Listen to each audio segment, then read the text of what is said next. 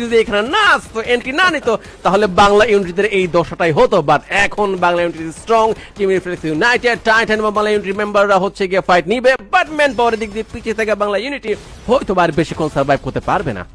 Yes, একদমই Bangla unity সিচুয়েশনটা hard হয়ে যাচ্ছে টিমটির জন্য। Last two Titan Sports Club তারা বিদায় তো নিয়েছে বাংলা ইউনিটি, বাট রিঙ্কু ভাই দেখুন টাইটান স্পোর্টস ক্লাব কিন্তু নিজেদের অস্তিত্বটা ধরে রেখেছে।